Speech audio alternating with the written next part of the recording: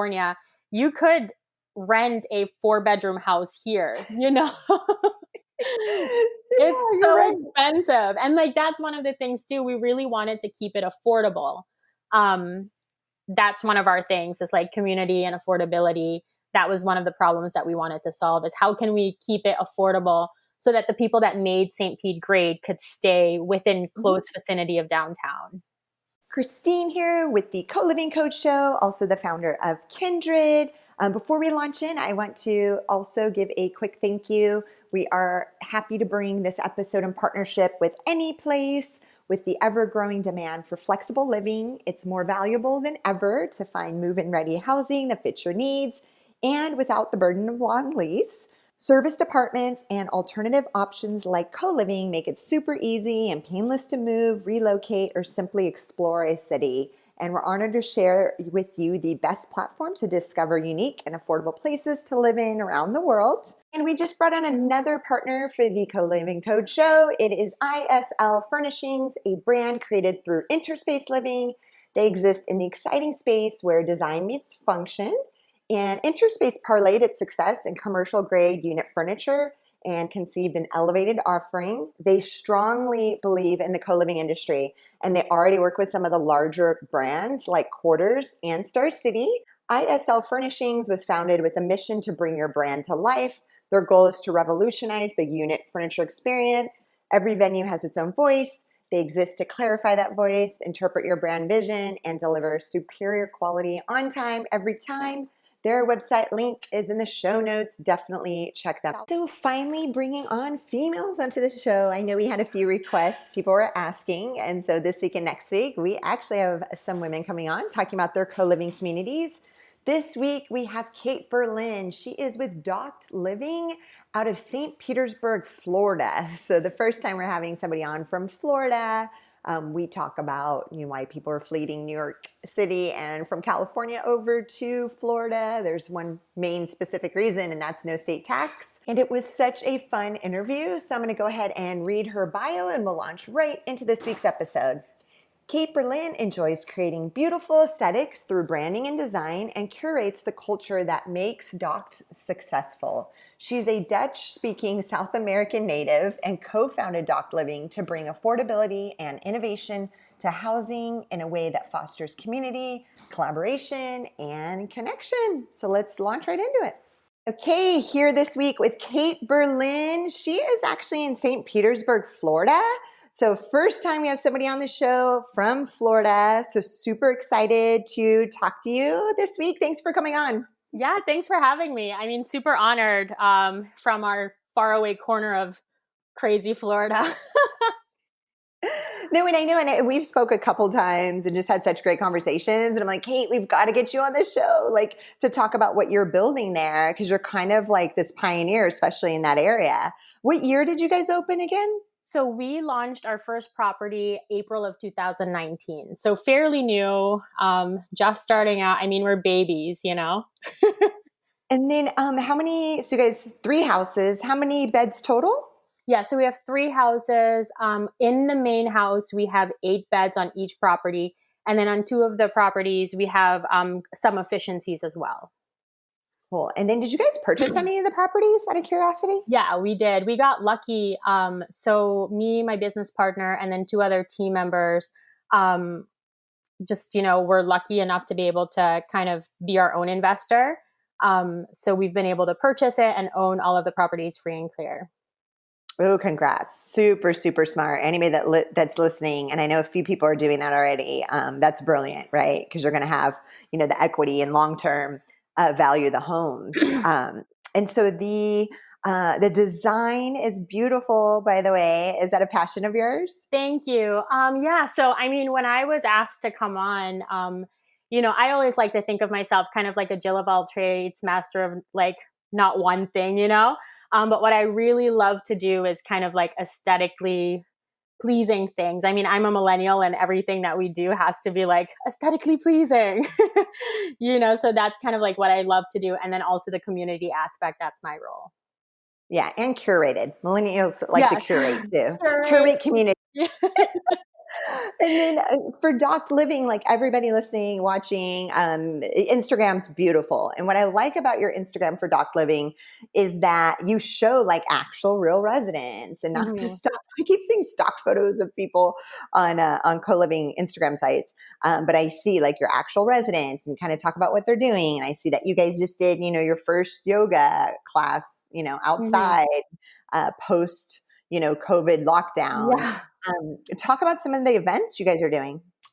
So one of the most important things in creating a co-living anything is the aspect of community. And so it wouldn't have been a co-living space if we didn't create or curate events that that would support that.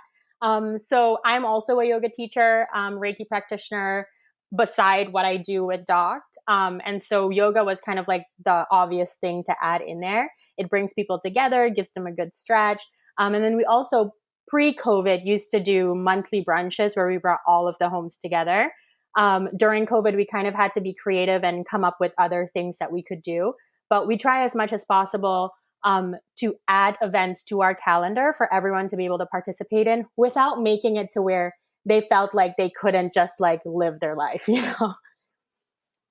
What's your attendance rate? Because again, well, how close together are these three homes? Would be my first So all question. of them are within 5 miles of downtown St. Pete. So, and I think they kind of make this like triangle, and then downtown is in the middle. So none of them are further away than I want to say like 5, 7 miles from each other as well.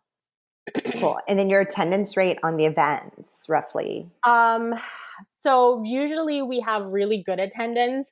I'm not the person to really look at like percentage wise or like number wise. I just know like, oh, it feels full. It feels full. This is great. We have a lot of people that participate. I always, when I look around, I'm like, okay, this is good. I'm pleased. Oh, that's great. No, and I know you're obviously like on the design, furnishing side. What other role do you play within the company?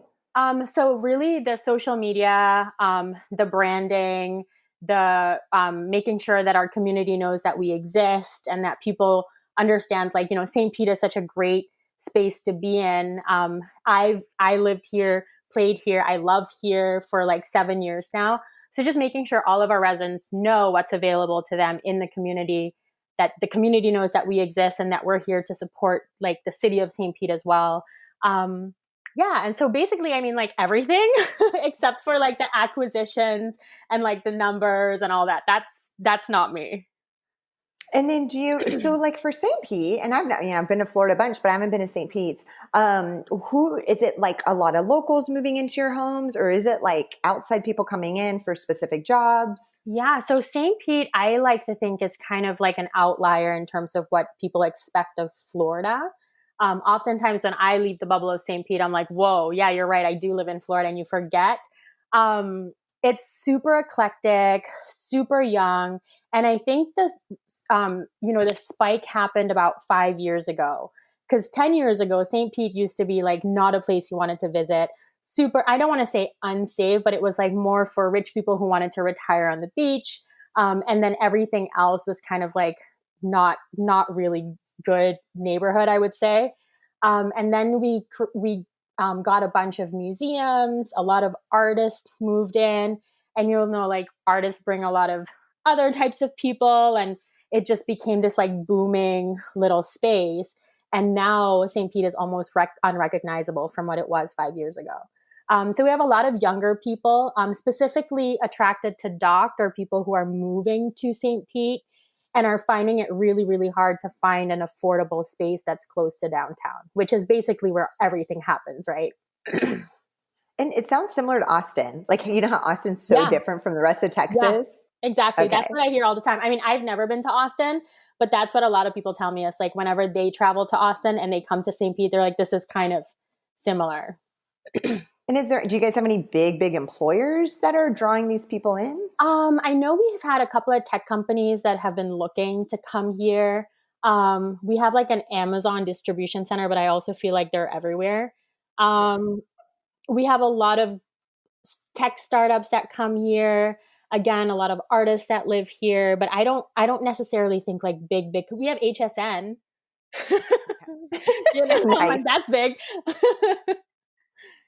And then what's drawing these younger professionals in to the city? I think like a lot of younger people are moving from New York and California. So Oh, I think it's just like, if I can work, if no I can, state tax. right, if I can work remotely, if I can do what I'm doing there and like cut down my cost of living drastically, why not? Especially now with COVID, where really no one's being social. More and more people are moving from like those bigger metropolitan spaces, and especially because St. Pete is so happening. That's Why not? cool. And what's the population roughly? Do you know off the top of your head? No, I Yeah, don't even shoot, I want to. should have I don't Googled even it. want to. I don't even want to guess. I feel like 3 million, but my scope of what is 3 million and what is 6 million, is completely. Nice. Well, San Diego's only 1 million. So I wonder, I mean, I don't know if it's Yeah, bigger than San Diego, but how I don't funny. think. I'll have I to don't check it out. know. Yeah. Okay, so let me see. And we have people from around the world that watch and listen to the show, so they can always check it out. I know when we talk about the states, they're probably like, "What is going on over there?" Yeah. Okay, so let me see. Now is it long-term residence that you guys have? Like, what's your minimum stay? Yeah, so our minimum stay is 12 months, is what we require and we encourage. And then we have a policy that's no penalty to cancel as long as we get a 90-day notice. Oh, cool. Okay, that's Yeah. So amazing. it's And then still what's the super yeah? flexible. And then, well, you guys are so new, so you won't know like average stay quite yet, right? Average stay? Yeah, like Yeah, how I mean, long? so far did I say 2019, right? We're in 2020. Yeah, Yeah. so far, I mean, we've had people because when we started with 7 month stays, and then we extended it to 12 months because people were just extending.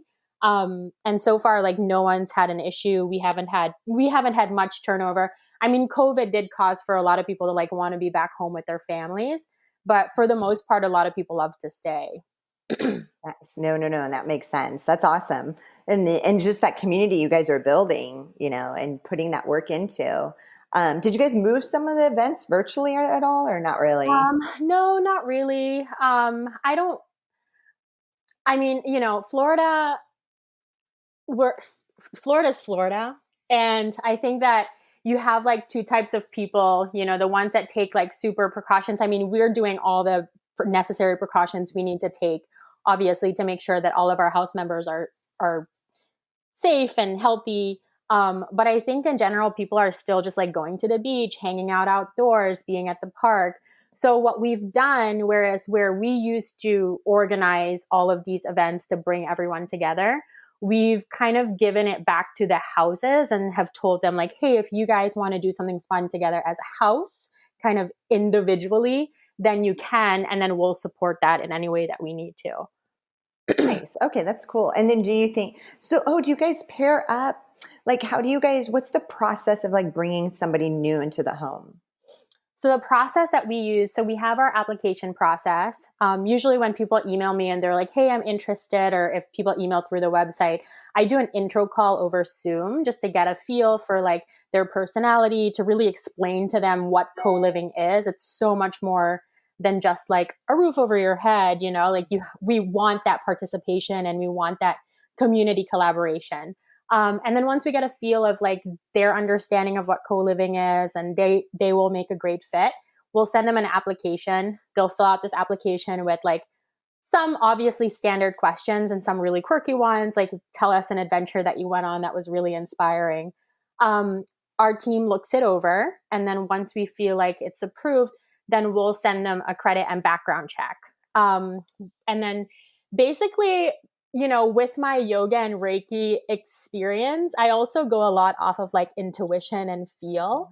And so far, I've done a pretty good job at feeling it out. We haven't had many issues. And then we also, of course, have our like policies and guidelines that we make sure everyone agrees to. Cool. No, that's awesome.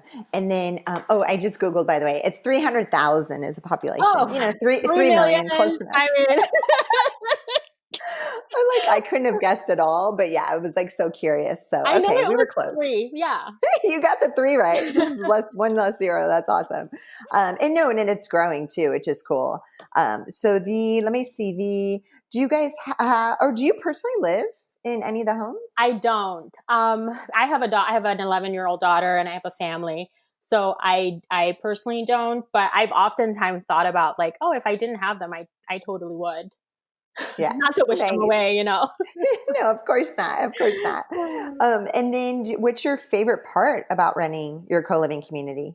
My favorite part, I would have to definitely say, is the people in the community, and just hearing the stories of how, someone would come in, a stranger, and leaves with these long lasting relationships. That makes me the happiest. Like being able to see everyone interact, and, even when like someone has something going on, it's like, oh, so and so is helping me with that, that really, really sets me on fire. I love that human connectedness and community. And the average, is it like, what's the split on like male, female, and what's like average age? Right now, I would say that we have more females than males. Um, it used to be pretty even, pretty like 50-50 at each house. And during COVID, we've kind of seen it's more females than males. And I don't know if that is a thing. And then the age range is, I would say, average in the 30s. Nice. And then and I think when we talked before, we'd covered this. Are there any, like, I don't know, is there any other co-living communities in St. Pete yet? Not that I know of that are as open about it as we are. I know that there are some co-ops. I know that I hear of groups that are kind of like under the radar and, word of mouth. But in terms of like being out there and working with our actual like city of St. Pete on trying to change, certain things to make co-living easier for investors and for people, I don't know. Not that I Yeah, know no, no, of. no. I feel Yeah. like Hopefully. Miami might have like a big company that's coming in to do co-living there. I know in Tampa, which is right across the bridge from us, they've been trying, but I don't really know if they've like actually gotten anywhere. And I also know that they're kind of in that multifamily space. No, Miami's getting, for sure, getting a lot of co-living, especially in the Hmm. future pipeline. Like X Social Yes. Communities already has a property Yeah. there.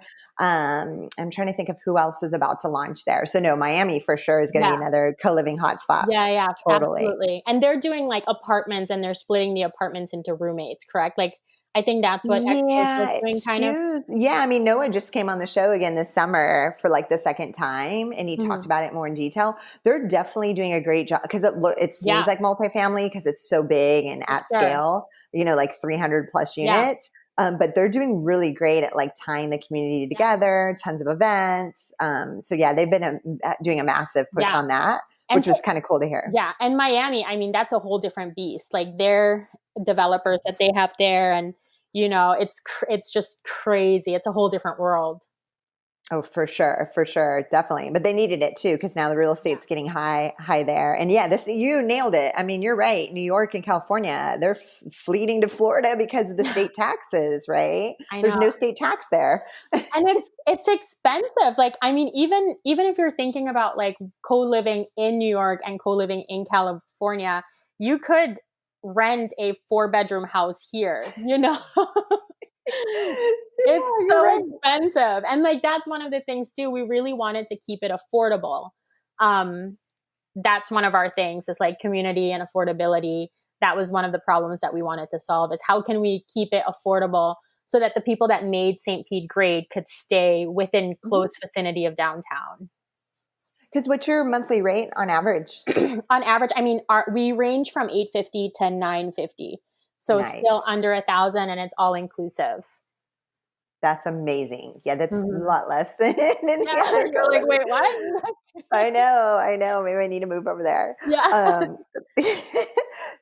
so what's in the future for Doc Living? Are you guys going to keep expanding right there in the within like a 5 to 7 mile radius? We've been looking at other spaces. We've been looking at Orlando.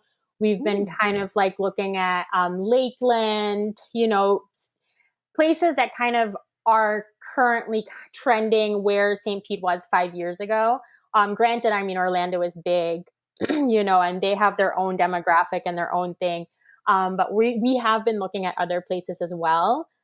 We have a couple of properties here. So we're really wanting to create a platform for co-living in St. Pete and create it really well. We want to build like a compound called Eco Village and, really make it like a whole street where everyone can hang out. And we have an urban farm as well. So use that as one of the amenities that we offer. There's just so much. And I definitely think now with COVID and so many people not being able to afford their rent and feeling super isolated because they have to, isolate. I think co-living is a really great solution for all of it. No, for sure. And is there any like co-living concepts like anywhere in the world that you really like what they're doing? I mean, I really love, just like off the top of my head, one comes up is Common. I think they've done a really, really great job just in terms of their marketing, their aesthetic, their curating. you know, We should like ring a bell every time we use the word curate. I kind of did that on purpose. Oh, I know. But I really love also like how they portray like the lifestyle of co-living. I think they've done a really good job. Yeah, no. They've definitely been the front runner, and they've definitely got, got the word out about co-living, and they've got institutional capital now backing them because of their results on the returns. So no, that's super. They've kind of paved the way. I agree, which is awesome. And what I love about them specifically too is that it still feels very small. Like their communities feel very tight knit. It does, although they are like one of the bigger ones, the forerunners. Like it doesn't feel. When you look at their marketing and their website, it doesn't feel like it's like this giant corporation. It still feels very tiny. No, definitely. That's what I've heard too. So like, where do you see co-living as an industry in 10 years, like the year 2030? I mean, do we It'll have be here before we know it? Hopefully no more COVID. Hopefully no more COVID by then. Like I wasn't banking on 2021 being a thing. I think like, it's just all gonna turn black and we're gonna be sent to Mars. No, but honestly, I think co-living, like technology, is kind of still in its infancy. What I've seen just in general with not just co-living, but the way that people are interacting with each other and the way that our health system is going, like everything is kind of crumbling apart. And I think that's going to happen with the housing system too. And realizing that, hey, we don't need 4 bedrooms, 2 bathrooms for just me and my partner, right? Like I don't even know my neighbor. Maybe we should go out and say hi. So I definitely think like co-living is the future of housing. And I believe that we're just scratching the surface of what co-living can be. Great answer. I agree 100%. Yeah. No, and I forgot to tell you, we've gotten requests to like bring women on the podcast. We haven't had enough on, I guess.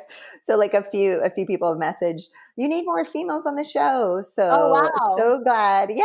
So glad you came on this week, Kate, and love what you're doing with Doc Living. I need to come visit sooner than later for sure. Yeah, for sure. We'd love to show you everything. And it's just, I think it's great. And again, like you said, we're kind of over here in Florida in our little crazy, it's not an island. What is that called? Does it feel like an island? It feels like especially in the co-living world, it does feel like an island because we don't have peers here that are kind of operating on the scale we're operating at to be able to ask questions. So that's why I also really appreciate finding you and what you do for the co-living community. Awesome. Well, thank you. The feeling is mutual. So awesome, Kate. Thanks so much again for coming on this week. Absolutely. Okay. Have a good one. You too. Bye. Thank you so much for checking out today's episode. If you want to learn more about co-living, you could check out my book on Amazon, The Co-Living Code. And of course, if you're looking for the perfect software to power your co-living concept, check out Kndrd.io, Kndrd.io. And another quick thank you for our partner, Anyplace. They make it easy to book a flexible, fully furnished accommodation anywhere around the world, whether it's an apartment, co-living space, or hotel. Check them out at anyplace.com. and also ISL Furnishings. Trust your unit interiors to ISL Furnishings. They bring light to your vision.